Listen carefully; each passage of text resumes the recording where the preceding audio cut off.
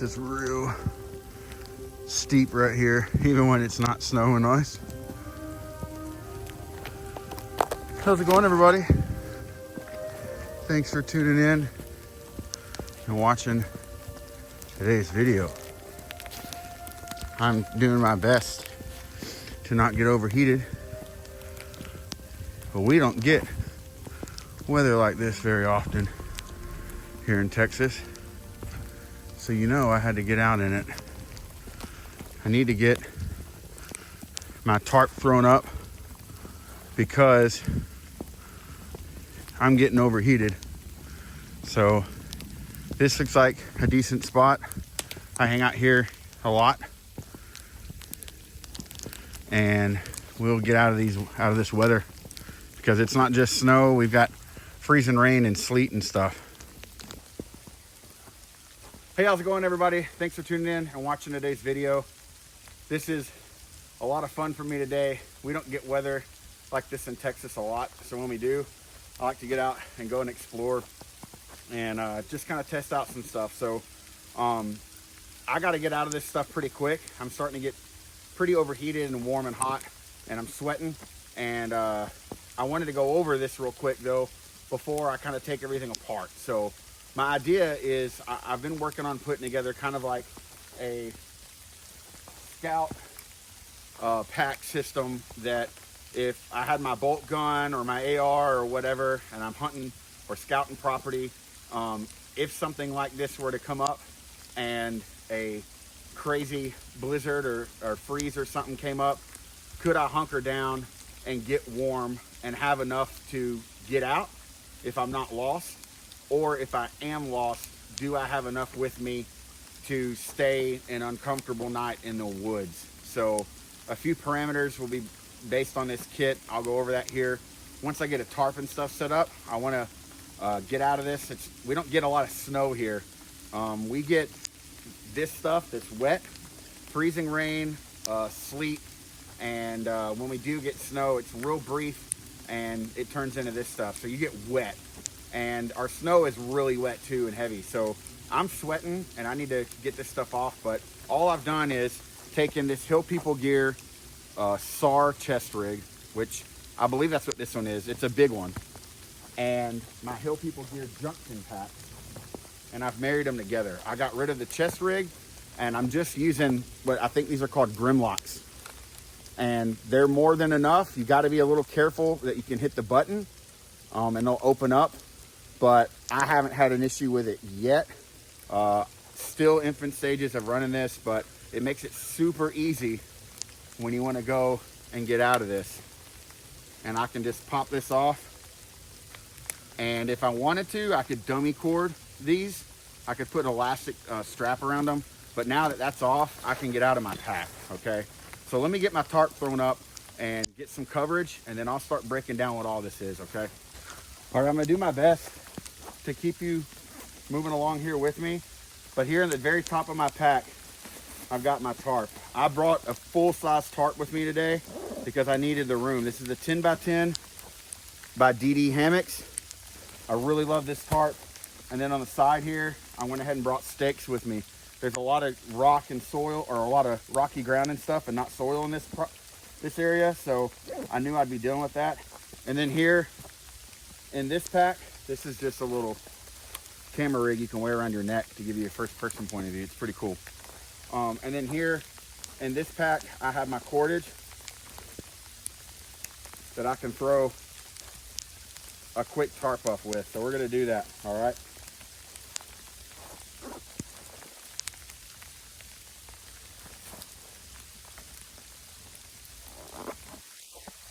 So all I do is keep a bowline, and I'm gonna come up here and look for a stick.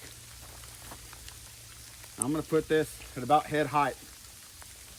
And I'm gonna take that bowline, this loop, and pull my cord through it and put this stick in here, like this. Just down and dirty. We're good to go, okay? So now I have that. I'm gonna get my tarp out. And I'm not looking for some perfect pitch or anything like that. I'm literally just trying to get some kind of footprint here. I'm gonna get one of these corners here, like this. And I'm gonna take another part of this stick that I used.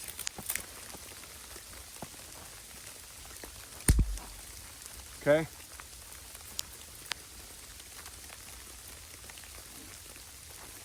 A little bit of finagling here, but once you get this locked down, it's not going anywhere. I'm gonna take and put a bite in this. This is super quick down and dirty. I'm trying to act like I'm in need of this. Like this is actually a situation that I need to get out of the elements. So I'm just gonna lock that down, okay? I'll come back through and dummy this in a second. I'm gonna take my 3 stakes and pop these out here.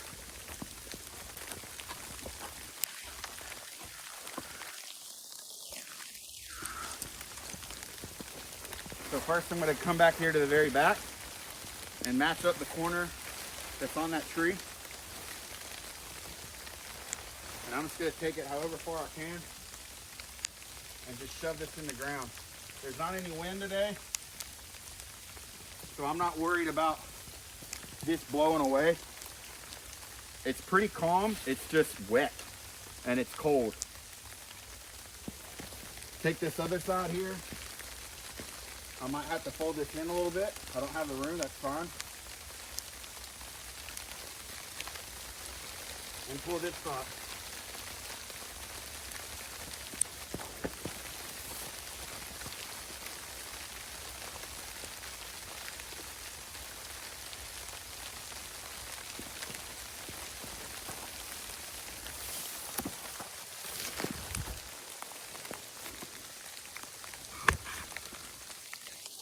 All right, and now we're gonna take this side and do the same thing.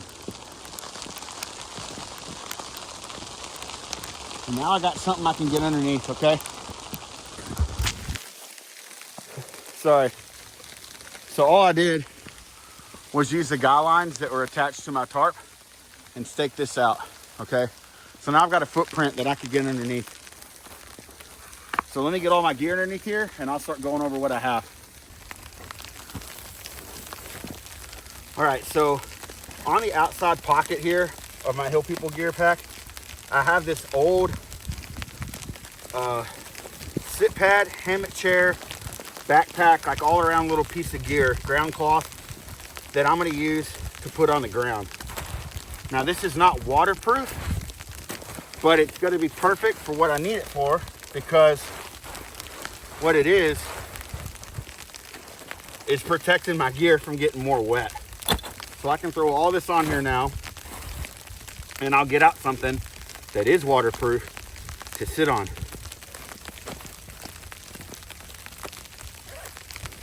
So in the back of this Hill People gear junction, I have a few things that I need to get to really quick. I have a spare pair of leather gloves, stuff around the fire, etc. Then I have a wax canvas ground pad, Pacific Northwest Bushcraft. That'll go on the ground because it is waterproof. And then I have an insulating layer and padding and also signaling. And this is a sit pad from Tough Possum gear. So something that I'm cognizant of is I always want this to stay as bright as possible, this orange. So I don't ever put the orange down on the ground because over time it'll get dirty and stained and it won't be as bright. I always put whatever pattern is on the other side. I have a couple of these. If you kind of splice it down the middle, you can fold them in half. And I'll put this right here and then we'll be good to go. All right, so I got some of my cordage and pulled this center tie out. So now I've actually got a good amount of room to work in here. And like I said, this isn't high winds and stuff today. There's no, crazy anything coming through, but it's just constant moisture, constant wet falling from the sky. All right, so what just happened? Because it's pretty much what this kit and the video is about, I guess. I mean, I'm just hanging out today and I wanted to bring you guys with me, but the walk in, the little hike in, maybe, I don't know, 30 minutes, give or take. But was all downhill and following a creek. And as we know, when there's heavy snow or ice or whatever on the ground, it's pretty hard to see underneath you. The footing and all that's not too great. And it's completely different if all this is gone and you're just out here walking around. You can see everything. So that lends itself to a lot of problems right there, because if this stuff's coming down and you're getting wet and it's not a dry snow, you're pretty much in the rain. That's how I see it. That's how I treat it today. And so, man, I'm sweating. So I had to be very careful walking in, because the last thing I wanted to do was cause a mechanical injury. With that said, this is practicing. I'm not far at all from where I live, and I have cell service. And if I had to, I could call emergency response or something, and they could find me. But when there's things like this happening, like with this kind of weather and it's inclement, this is the fun stuff to get out and use your gear and try stuff. So I was really careful walking in. I've been down here hundreds of times, but it's way different walking in the snow. So I didn't want to risk mechanical injury. And then I knew I was dealing with wet, and that's a huge thing for me, is your outer layers. Before you even leave the house for anything, what you're wearing should be your first line of shelter. And that's a cliche thing that everyone in this industry and in this outdoor community says, but for those of you that are new to this or haven't done this kind of stuff very long, or just haven't experienced this kind of weather very often, it's very important to wear layers to be able to let your body vent and breathe. I've completely moved away from everything pullover. I have to be able to unzip, and all of this is going to be like really catered to how your body runs. I run really hot. I put out a lot of body heat. I sweat. My head will start steaming, all that stuff. And if I'm not careful, I'll sweat through my layers like super quick. So I have to be able to unzip and vent.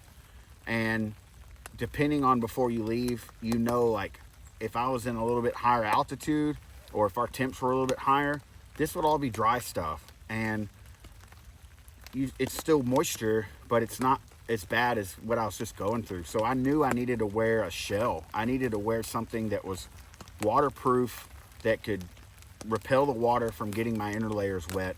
And then once I found an area that I wanted to hang out in, I'm really quick. I had my whole pack set up to throw up this shelter, to tie out stuff and get this up pretty quick. And now, thank goodness, it's kind of slacked off a little bit, but I needed to get out of it, and I needed to keep my gear and my core stuff dry. So a lot of fun, but it just over time it'll just be muscle memory. Like, you just go in autopilot and you put your stuff up, and my situation is incredibly better right now compared to what it was if I didn't know what I was doing. And thank goodness I have gear. So I'm gonna sit here and chill a little bit and cool off and vent some more, and then I'm gonna run through all this stuff that I brought, and I want to show you just kind of the kit that I'm running for this kind of weather. And not a lot of it's different from my other videos, but while all that was happening, and I knew, like, man, I'm really wet and I'm just now getting out here and I'm starting to sweat. I don't want to have to go home early. I don't want to get too cold. This is also a good time to like share this stuff. Like, I kind of overdid it. I was moving too fast. I should have came in slower. So my mistakes, sharing with you on how to potentially work through them. So I'm gonna get all this stuff kind of sorted, and we'll have some fun. Make some coffee, chill out. Beautiful out here. Redbirds, love it. So I'm still kind of drying off, but this is, you know, this is not good. This is how wet and damp I got. And this is through my wool layer. So making mistakes, you know, that we try not to make. You know, as wet as what this stuff is, that's gonna hurt you if you end up staying out here or have to stay out here tonight. So I'll go over my layers first. This is an older North Face shell that I got, seam taped. I ran this the whole time I was in Alaska. It rained, you know, all the time there. It works really well, and really like it. Vivo ESC Tracker boots, and I put felted wool insoles in these. I'm wearing the thicker hiker model Darn Tough socks, and have cool pants. I'm not sure what the model is of these, but my buddy Manu, who works at Cool, gifted them to me, and they are just awesome. They're heavier canvas. They work great. My upper layer, I'm wearing an Origin Tetralock long sleeve shirt. It's their moisture wicking, really good in the summertime, but it pulls moisture away. Because I sweat so much, I'd rather it pull the moisture away from me. I have a merino wool base layer and bottoms. I didn't think I would need it today. I think it just kind of depends on how your body runs. If you know, like if you've done this stuff and you know that you run cold, then you should wear what you need to wear. But for me, I knew this would be fine. And then the main layer that's really helping me out is this outer layer. It's the layer in between my shell, and this is a wool. This is a stealth wool jacket from Origin. This is my first time using it in weather like this. I've had it now for a few months. I've wore it when it's cold. It's super warm. It's like having your basic cotton zip-up hoodie, but like half more, if that makes sense. So if your basic cotton hoodie is this warm for you, then this is adding another half of that to you. It breathes really well. You can see from that clip of me showing you my shell and how wet it is, my back is somewhat damp from sweating through this. My shoulders are damp from wearing the pack and sweating, and the moisture coming in off the back of my hood before I put it up. But I'm not cold. I don't feel cold. It's doing a really good job right now of keeping me warm. I have a Wazoo cash beanie that's wool. It's soaked, but I don't feel it. My head's not cold. My sweat soaked it. It's part of the really good thing about having that lining. That adds some, I don't know, that helps a lot, I've noticed, compared to just my plain wool beanies. And then other than that, my Wazoo Fire starting necklace, and then I've just got my basic EDC that I have with me all the time. Bic lighter and an Exotac sleeve. I'll show you. Bic lighter and an Exotac sleeve. Keep it in your pocket so it doesn't get too cold and the lighter stops working. And then flashlight with the headlamp potential. I'm not wearing a ball cap today though. And then my pocket knife. And then on my hip, I have a fixed blade and a ferro rod. So that's kind of like what got me here. You know, I for sure relied on this shell. It kept me from getting as wet as what I would have. This sweat and the moisture that I produced is nothing compared to what it would have been if I just wore this and walked out here. I could have wore my big heavy wool coat, but these temps are just right around the freezing mark, which is around 32 degrees here in the USA. Anything more, I would have been overheated, and now I got to walk back with that stuff. And so this was worked out really well. I'm really happy. Let's get into the gear stuff now. The stuff that's laying out right here, I have these wool gloves. I don't know what the percentage is on these. I don't remember. Here it is. These are goat leather lining. They are 70-30 polyester wool. And they've got a little bit of insulation in them. These are just some old Cabela gloves that I've had for a while. They work really well. I like them. My hands don't get too cold. I guess my feet get colder now than what my hands do. Just from me standing in the glacial river and stuff for hours at a time when I was in Alaska, it really screwed my feet up. But my hands don't do too bad, so these work really well for me. And then I've got my camera stuff in my work gloves. So these are just some leather gloves. I've got a spare battery that plugs on the back of my phone, and then a battery bank, and then my cord, my charging cord here. So, man, is it gonna slow down? Could we be that lucky? It's fine. Here on the outside of the pack, I have only two things. The first one is I've got the winter water kit that I went over in a previous video here on my channel. But all this is a grail, my plastic grail with the pre-filter sleeve on it. So I did cheat a little bit today, and I filled up water in this before we left. I'm gonna get a sip here.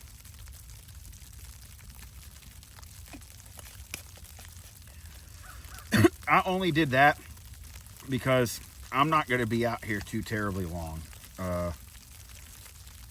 Obviously, the premise of this video is if I'm out scouting and slide down one of the hills I walked in and I really jack my ankle up, what am I going to do for tonight? I would 100% deal with this. I would process water through it. It's got the wool sleeve. The water that I just drank is still the same temp inside that it was when I filled it up. So it's not any colder. One night of uncomfortable camping, which is what I'm kind of basing this kit and video around, this would be fine. I really feel it would be okay. And then you would just have to deal with having, if you use the pre-filtered canvas bag, it's gonna freeze. So, and then on this side, I have an extra layer. So this is a Tough Possum Gear multi-purpose. It's his survival scarf. This is an old take on Morris Kahansky's survival scarf, but it's 2 layers of ripstop. It's got a signaling layer, and then he's got different color. This is the wolf gray one, and I have quick access to this in case I need to wrap it around my neck and wear it as a scarf, or throw stuff in this to carry back. I've done that a lot of times, and you'll see here in a little bit that when it's cold, I have 2 of them, and you'll see why here in a second. But that stays ready to go quick out here, and this is where I also stuff my gloves on the way in. The top pocket here of my Hill People gear bag are kind of like just redundancies, but I have another Bic lighter in a sleeve. This one's full. I have one that I never use that I keep in there, and then I have my Bible. It's a Cordura Bible. I need to get one of those waterproof ones, the weather ones. And then I wanted to also touch on these straight up Cordura packs are not waterproof, but man, this is pretty wet. I don't know if it's showing up on camera, but there's nothing wet on the inside. So it takes a lot. It's not going to be something that you dunk underwater and it stays dry, but you know, nothing in here is wet. So on the top here, I have a multi-purpose cloth from Primitive Wilderness Survival. My buddy Philip makes these. Once again, another layering, another thing to layer up. And then I have my little cook kit I'll break this down in a second. And then in the bottom, I've got yet another multi-purpose survival scarf, but this is the XL one that Jayberry makes. This is what I would use as a bivvy, as something to crawl in, something to get warm in, and to trap my body heat. Is it better than other stuff on the market? Absolutely not. It's not the Mylar reflective material. It's not a down bag, but I brought this with me as my scarf item on a primitive class that I did last year. And the basis of the class was we took, I don't know if it was 3 days or 4 days, but we took a few days before the class started and we made all of our gear. Like literally made our stuff off the land. So we made a pack basket, we made clay canteens and fired them in a wood fire pit, and they had to be able to hold water, and if they're fired you can boil in them. We napped out stone blades. If you wanted to twist cordage, you could twist cordage. What else did we do? All kinds of stuff. People were making whatever they thought they needed, and then we left for 3 days with only their clothes on our back and what we made. And we were able to bring extra pair of socks and a scarf or our warming layer. And I brought this, and I lined the inside of my pack basket with this, put all my gear in that, and then at night I crawled into this. And I'm right at 6 foot, and it doesn't come all the way up over me, but it made so much more of a difference than just sleeping out on the sagebrush bed that I made. So it's better than nothing, and it weighs nothing. And for day hikes and day scouts, like it's a no-brainer for me, and it just squishes down flat in the bottom of my pack. So that's everything in this. Now I'll show you what I have in the chest rig portion of this.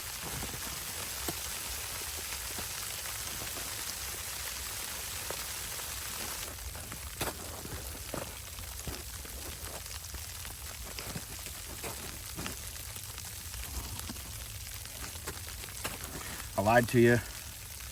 I'm gonna go ahead and show you what's in this this cook kit so that I can make some coffee. So this is just a little bag that came with this, or I think it came with a Snow Peak cup, but this is the Wood Not Gear coffee press. So titanium pot, put in here, lid, some campfire coffee from Bushcraft Coffee Co., alcohol stove, and then all of the guts to use this for a French press. Okay, so I'm not going to need those today. And then this is a little screw that you push all this stuff down. What I am going to need is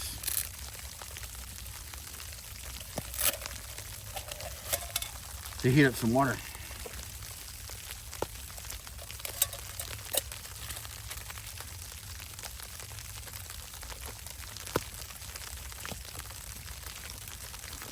Okay, this alcohol stove is a no fuss, no muss kind of thing. I didn't want to fool with trying to gather sticks and all that for a twig stove. So this is the old Self-Reliance Outfitters alcohol stove. Trying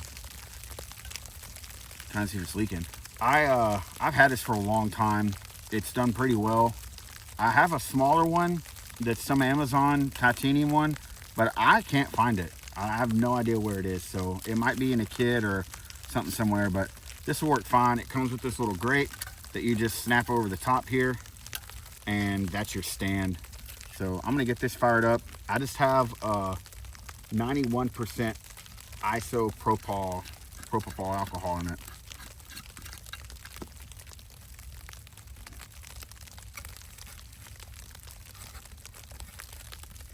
This is the damper on it. So technically you can just set this on top, and if you want to run the flame, but I just use it to snuff it out, you just hold this and just put it over the top when you're ready to go. And then this has a really nice O-ring on it, and it's not going to go anywhere. Like, it's never leaked on me. Eventually it'll evaporate, but you know, I hadn't used it in a long time, and so it took a little while.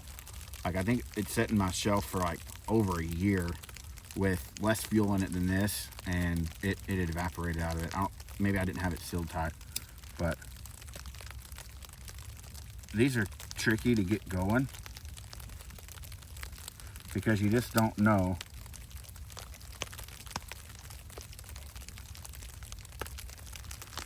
I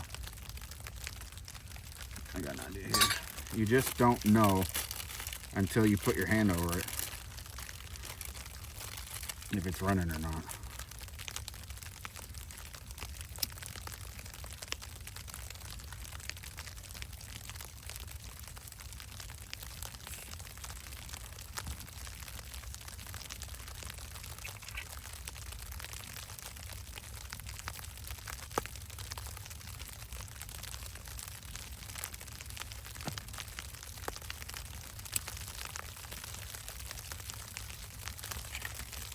Got a better idea.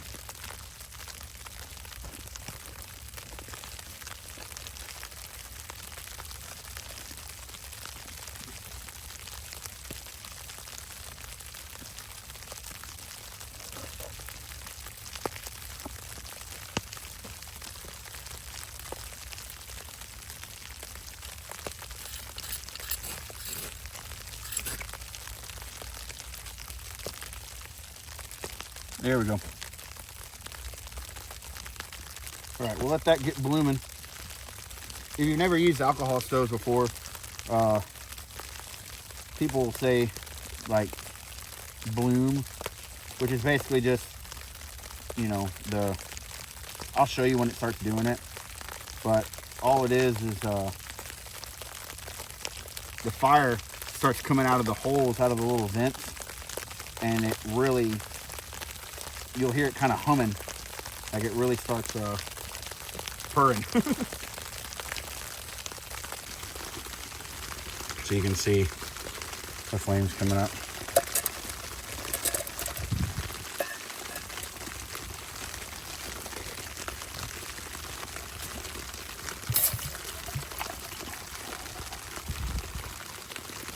We'll go ahead and just do all of it.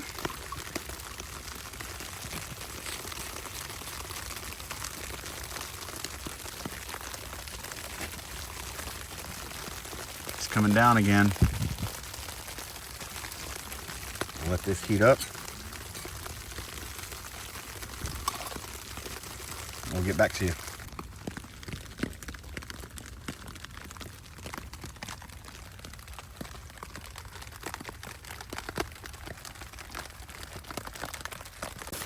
All right, this thing is rocking and rolling. Feels really good.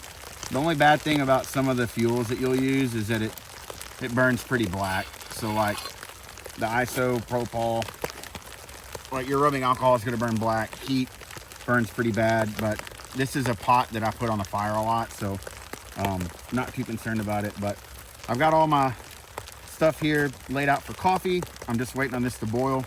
Got to be really careful moving around this, because you knock this over and it's just going to keep burning on the ground. So don't tell me how I know that. So this chest rig just clips on with these Grimlocks on the shoulder straps.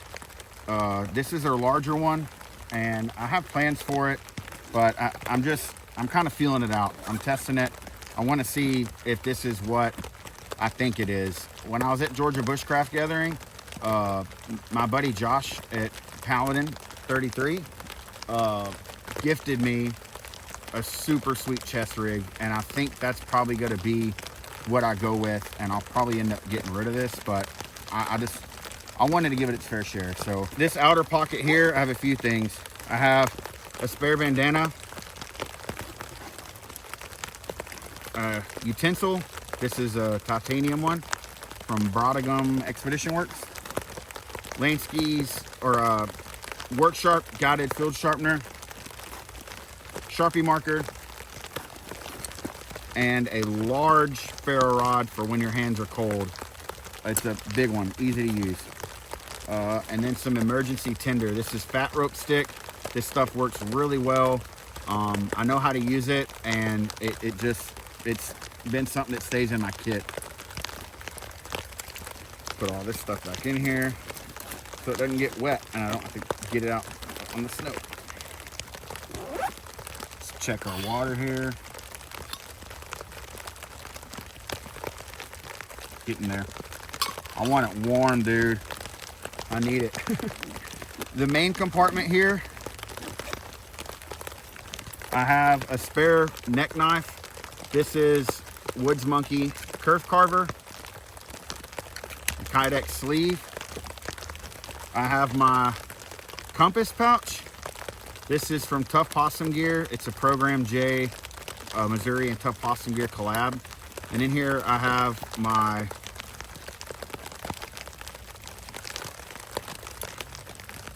Sunto MC2 Global compass. A long time ago I did a video on how I set up my lanyard, but it integrates an adjustable lanyard with your pace beads all in one. I really like it.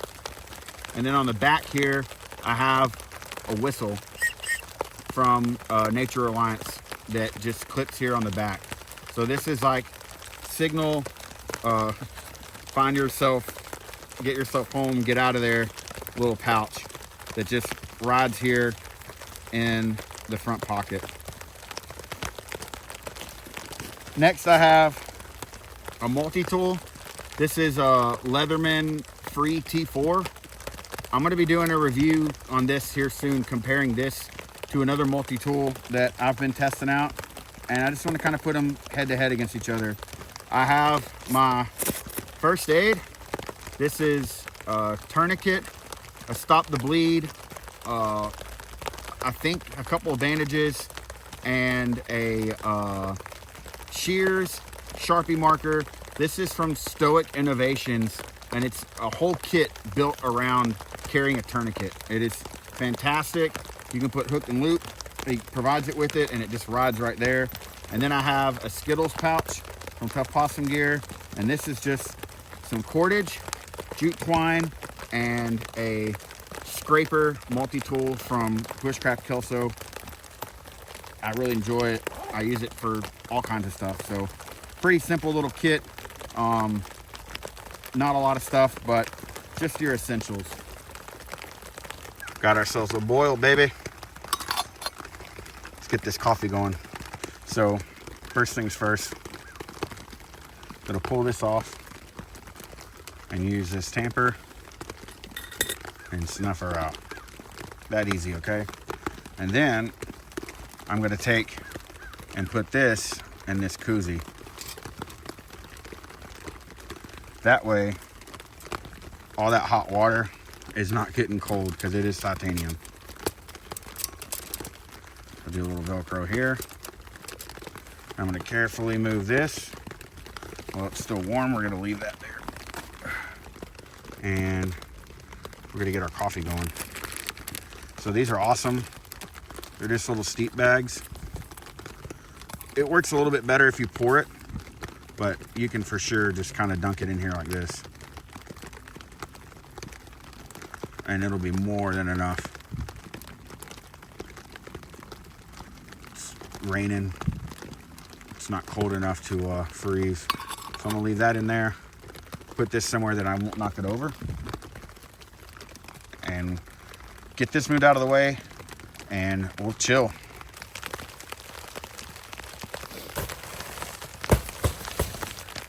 Coffee is done.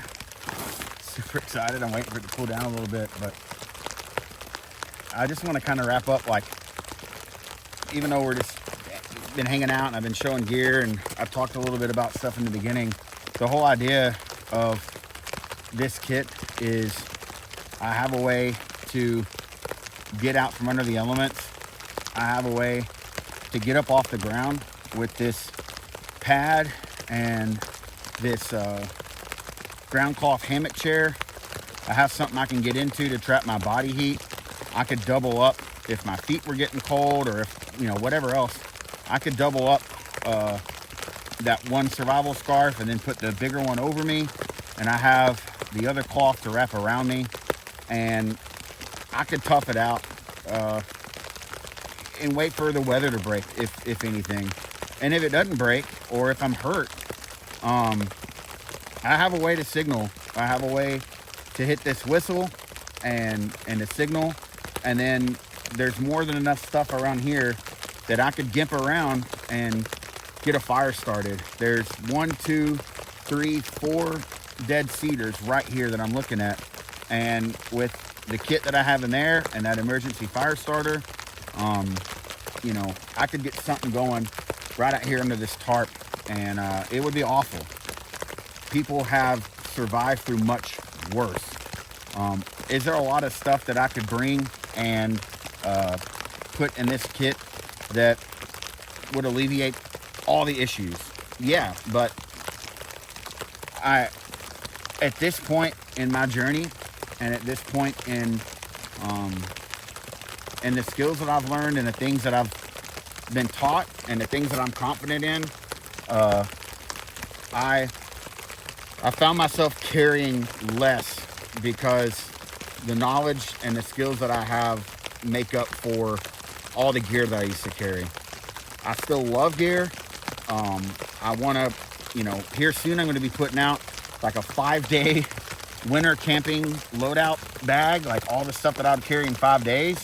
And there's down quilts and air pads and all kinds of stuff in it that is just, you know, the bomb. And it's super comfortable camping. But this kit is based around that last ditch emergency, and this is a lot of stuff. Total, it's probably about in the 17 to 20 pound mark with the chest rig and the pack on the back, and a lot of it's the tarp and the steel of the knife, and that fuel and the water that I brought in. So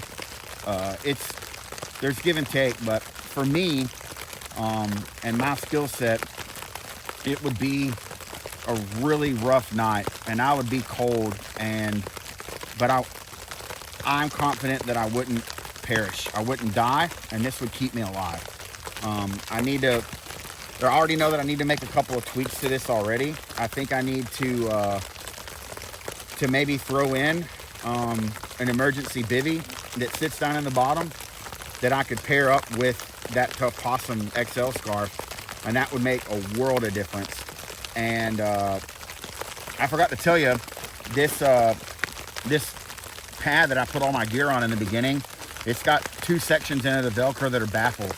So I could stuff debris in it. I could stuff, you know, my extra layers or whatever in it to get me up off the ground too. But I thought the other thing I need to add to this is I thought I had a drum liner in here, and I don't. So I need to put one of those huge drum liners in here that you can also stuff full of debris and whatever. But it's just one of those things, like